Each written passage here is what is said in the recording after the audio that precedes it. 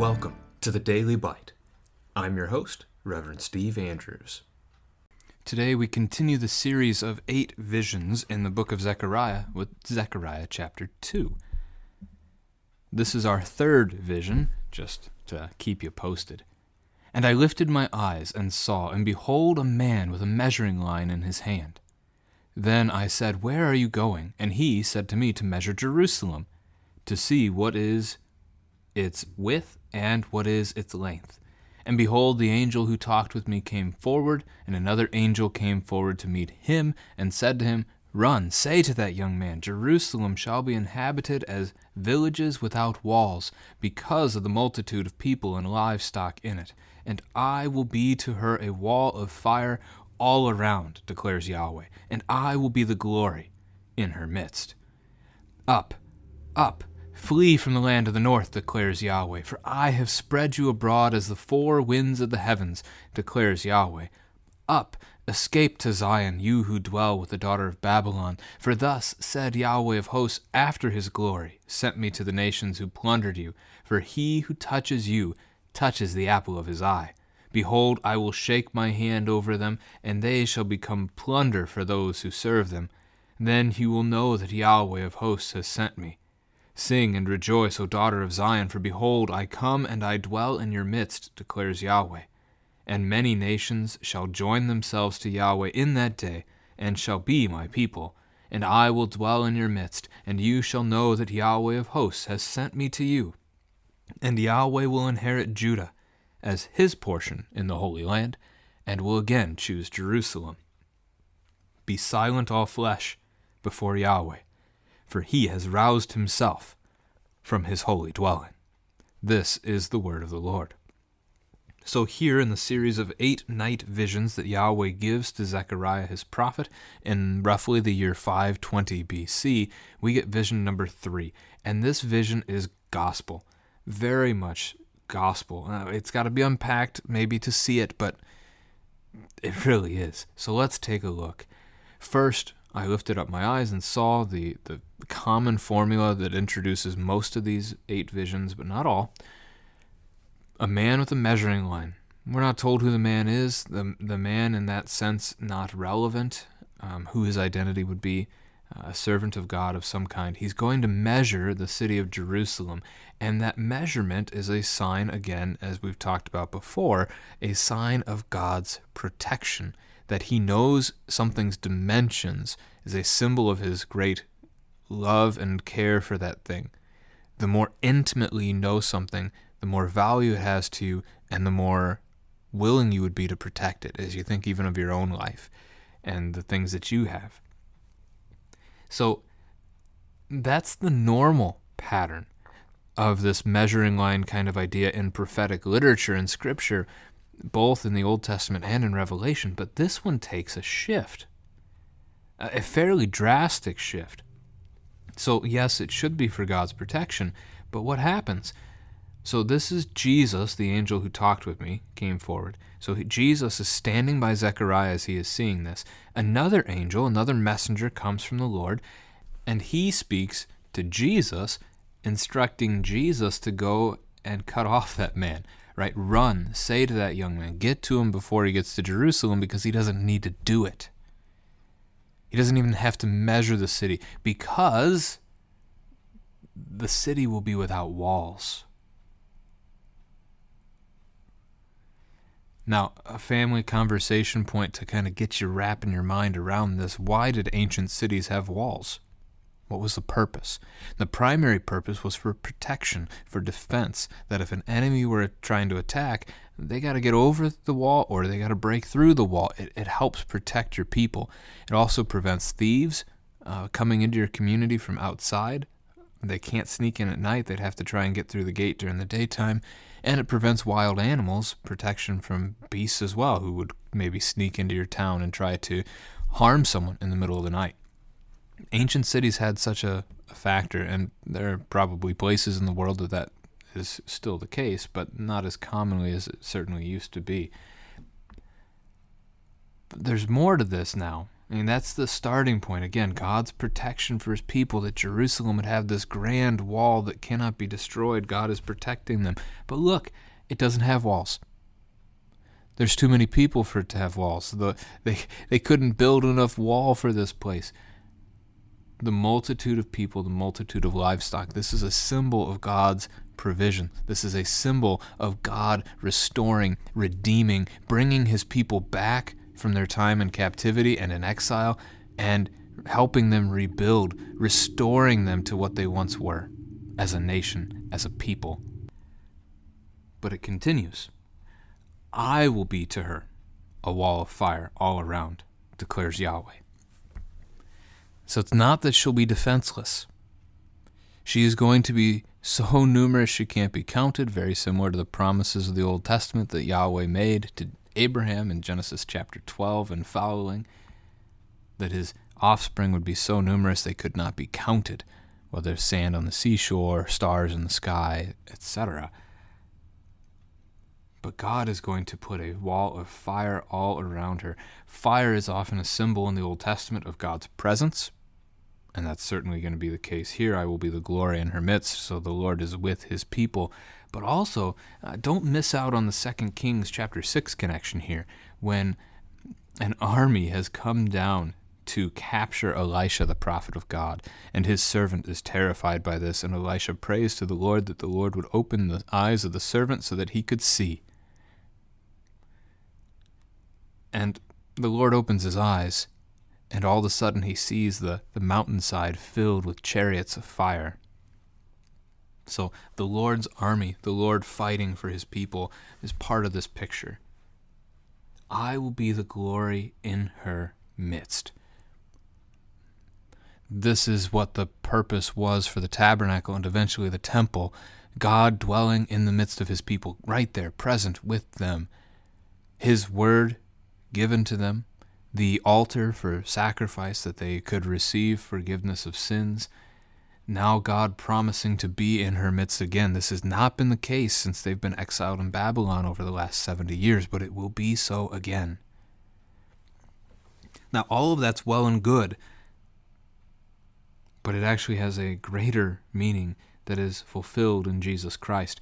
Consider this also in regards to the new heaven, the new earth, to the new Jerusalem of Revelation chapter 21, which is again a reference to the church herself. It's you and me, and that God will be our wall of fire all around. He will protect, he will defend, and he will be the glory of his people in the midst of them.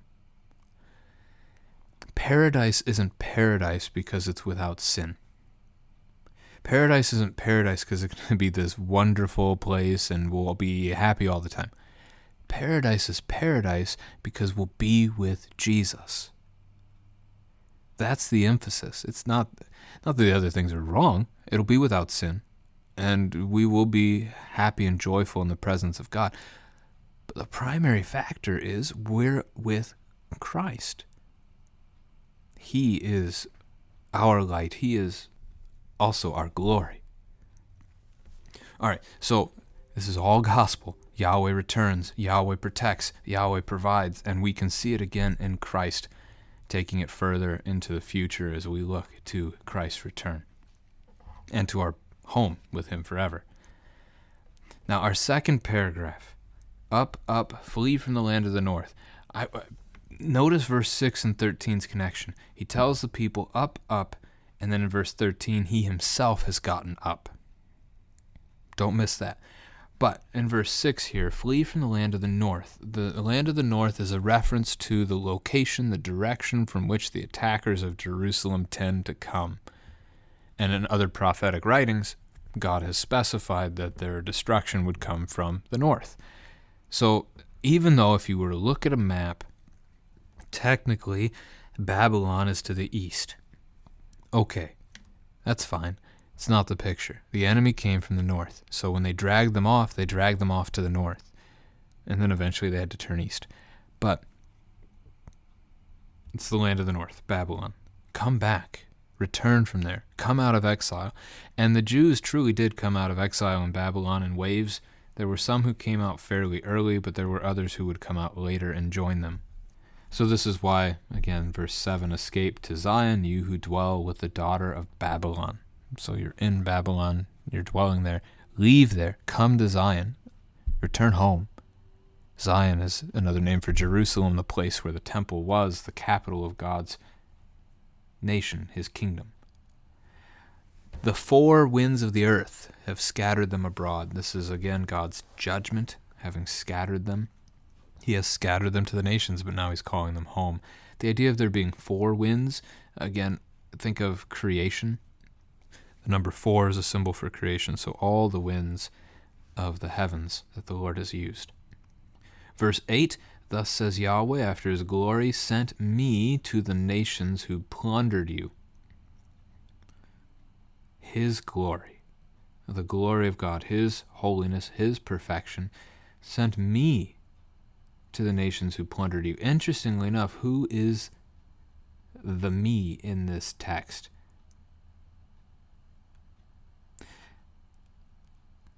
It's a little unspecified, isn't it? You might notice in the ESV that our quotation marks ended at verse 5 and started up again at verse 9. I have no idea why. To be quite honest, the ESV did that. It makes it look as though perhaps this would be Zechariah speaking. Commentators note that there are a lot of ways to look at verse 8 here.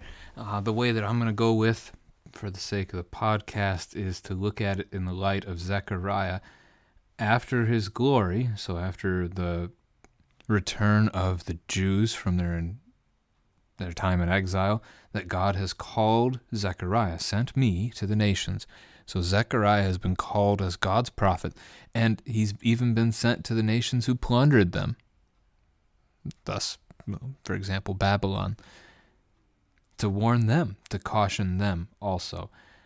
The phrase, he who touches you touches the apple of his eye. If you're looking for just a question to keep your kids engaged and following along with the text, see if they can make sense of that statement. He who touches you touches the apple of his eye. So what is the apple of his eye? Who is the apple of his eye? Well, it's you. It's us. Right? So you can do an example, and you can come up with your own if you want, just off the top of my head here. There's the pun for you. Point to your head, but say to your children, I'm touching my cranium. If your children are little, this will work. They won't know what a cranium is. And then they'll say, no, you're touching your head. But it's the picture here. Right? He who touches you is touching the apple of his eye, the thing of great value before the Lord is the referent. I do know that apple of his eye ministries is a thing.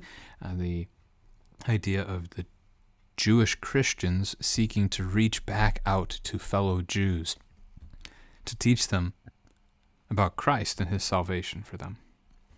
So the warning in verse 9, what this is about, I will shake my hand over them, and they shall become plunder for those who serve them. So the reference then to the shaking of the hand is the destruction that it brings, because that's how they become plunder. The Jews can plunder the land, and so can others. And then you will know that Yahweh of hosts has sent me. So you will know Zechariah's prophecy is true once it has occurred. You will know that he has been sent by God once this has come to pass. This is something God says about his prophets in general. If you want to test the words of a prophet, simply see if they come true or not. If they come true, he is from Yahweh. If they do not come true, he is not from Yahweh. Micaiah spoke that way when he was summoned before the king of Israel and the king of Judah. He prophesied in 1 Kings chapter 22 against King Ahab of Israel, saying that he would go to battle and die. Ahab had him locked away in a prison, saying that when he came back, they would let Micaiah out of jail. And Micaiah's response was essentially, if you come back, Yahweh has not spoken through me. Right? He's acknowledging that his prophecy is that Ahab's going to die. And if that doesn't come true, Micaiah is a false prophet and should be in prison. We never do learn from that text if Micaiah ever got out of jail. Anyway, as we keep going here, continuing on, so the people of God get to rejoice because their enemies have been defeated. God has struck down those who sought to oppress and those who sought to harm them. This is again reaching forward into our accounts of paradise as we think about the day of judgment, when all those who have sought to destroy the church, when all those have sought to harm and persecute you because of your faith in Christ, they'll be removed. They will no longer be able to cause you any suffering at all. And so we can likewise rejoice in this. And many nations shall join themselves to Yahweh in that day. Again, a reference to the cross here, but also a reference forward again to paradise, that many nations will come to know Christ, and that we will gather from every tribe, people, nation, language. We will gather in paradise to be with him forevermore, and we will be his people. So there's, again, a forward-looking prophecy in this, and it's all so rich in gospel. I will dwell in your midst. God will be with them. We can talk about the temple as they rebuild it. We can talk about then Jesus being that temple, as he tells the Pharisees, tear down this temple and I will rebuild it in 3 days. John 1, where we read such things as, in the beginning was the Word, and the Word was with God, the Word was God. He was in the beginning with God. All things were made through him, and without him was not anything made that was made. In him was life, and the life was the light of men. So that's a reference. All those words, word, are a reference to Jesus Christ. And then when you come to 14, the Word became flesh and dwelt among us, and we have seen his glory, glory as of the only Son from the Father, full of grace and truth. This is Jesus. I will dwell in your midst. Jesus dwelling with men for, again, the purpose of his death and his resurrection, to forgive and to save us. And when he dwells in your midst, you shall know that Yahweh has sent me. Yahweh will inherit Judah as his portion in the Holy Land and will again choose Jerusalem. Choosing Jerusalem is very common language in the Old Testament, that he would choose a place to put his name, a place of where people could gather, where they could hear his word, again, where they could receive forgiveness through the sacrifices on the altar, a place that would be holy and set apart for him. And then that his portion would be his people. So when the Israelites first inherit the promised land, it's divided into 12 lots for the 12 tribes. And each one they're given their inheritance. That land goes to that family tree, and it becomes theirs. It is their portion of the promised land. God's portion of the promised land isn't the land. It's the people.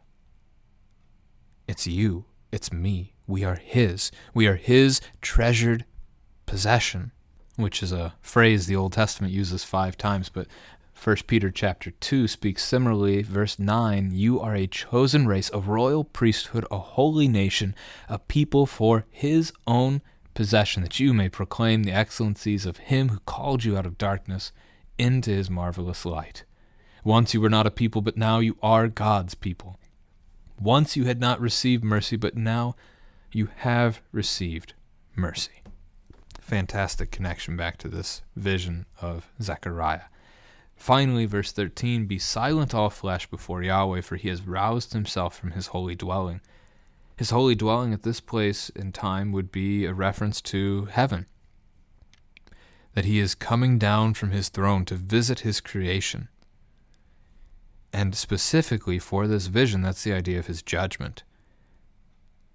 He is coming to visit the enemies of God's people, and they only need to be silent. All flesh is an interesting phrase here. I mean, both his people can be silent, but also the enemies, because there's nothing that the enemy can do. The Lord is going to judge them, and they simply fall over. This is a picture of judgment we get in Revelation 3 times. I believe it's chapters 16, 19, and 20. Satan musters his forces, gathers his troops against Yahweh for a big final battle that we all know as Armageddon, and it scares the heebie-jeebies out of people. Read those texts. I mean, read them seriously. Go read them. They're not scary at all. The battle never happens. God wins. It's just over. Satan, with all his power, snuffed out, gone, done, finished.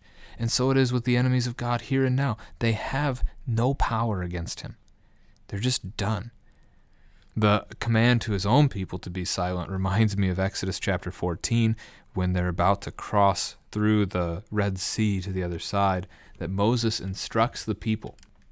He said, "Fear not, stand firm and see the salvation of Yahweh, which he will work for you today. For the Egyptians whom you see today, you shall never see again. Yahweh will fight for you, and you have only to be silent."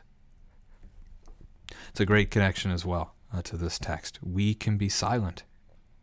On the day of judgment, we have nothing to say, for we are Christ's, and he dwells in our midst.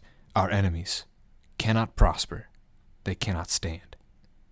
We have a wall of fire and a multitude gathered from all nations around the throne of God.